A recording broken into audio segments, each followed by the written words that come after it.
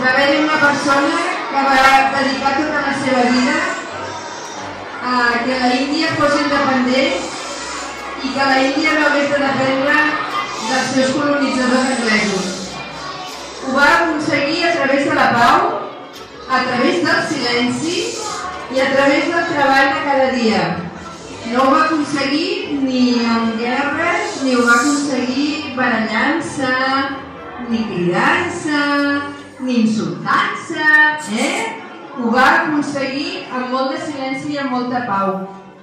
Aquest any nosaltres cada any busquem un motiu, no?, per ser solidaris amb algú que no tingui pau a casa seva, amb algú que li ha passat alguna cosa molt important i que no li permet ser feliç.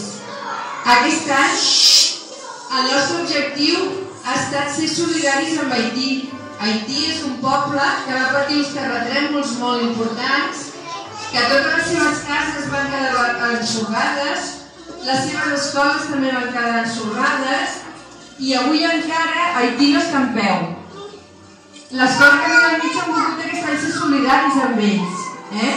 Hem volgut amb la nostra aportació, amb l'aportació de tots plegats, amb la que heu fet tots els pares, mares i avis, que Haití pugui aixecar alguna escola i que Haití pugui tenir algunes joguines. Penso que l'esforç que heu fet és emocionant. És a dir, avui veure-us córrer a tots per aquí al pati amb la il·lusió que estàveu fent una cosa important era realment emocionant. Jo, en nom de tothom, perquè em sembla que vosaltres també ho heu viscut així, us volem donar les gràcies perquè els vostres patrocinadors, pares, mares, tiets, àvies, han col·laborat a fer una cursa molt important.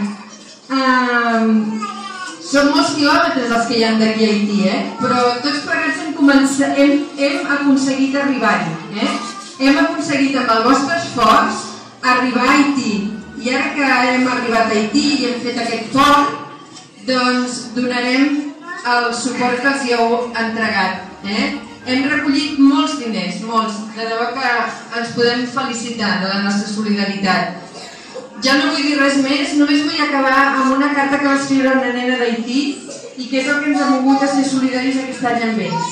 Us la llegeixo per acabar i us passaré la veu de la Clara perquè us donarà les instruccions per fer la cançó que sempre cantem. Ella explicarà aquesta cançó d'on ha sortit i jo només vull acabar donant les gràcies també abans d'acabar a unes persones que han fet molt per aquesta cursa, que són els organitzadors. Organitzar una cursa com aquesta són moltes hores de feina, moltes hores de feina. Molta entrega. Jo penso que la Blanca i en Cristian han fet un gran esforç perquè avui fos un èxit malgrat la pluja que ens ha volgut fer la guitza i per tant penso que també ens han ajudat molt els nois i noies de l'institut, que és una pena que no puguin estar aquí, però que han col·laborat moltíssim en l'organització, en la campanya d'entrega i per tant ara no us demano l'aplaudiment perquè si no tornaré a haver silenci i ara esteu guapíssims, o sigui que després quan acabem la cançó farem un fort aplaudiment per la Blanca, per Cristian i per tots els de l'institut i també per tots els patrocinadors que tenim aquí al davant, que són els vostres pares i les vostres mares. Acabo amb aquesta nota de la Melody, una nena de 5 anys que es va refugiar en una de les instal·lacions d'aquest campament i que va dir això: ja no puc anar a l'escola i m'agradaria poder anar-hi aviat. M'agrada molt l'escola i quan sigui gran vull ser infermera, com la meva mare. Al campament no tenim cap joguina, ni pati per jugar. Vaig tenir molta por quan va haver el terratrèmol.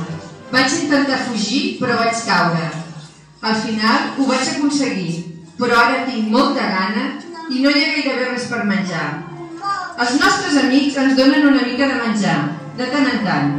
Fa molta calor de dia i molt fred de nit.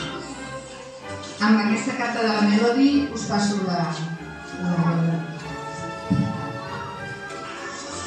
Bé, avui com a cloenda del dia escolar de la Violència i la Pau, a les 10 del Camí del Mig, des de P3 fins a 6è, cantarem una cançó que es diu Ai Haití.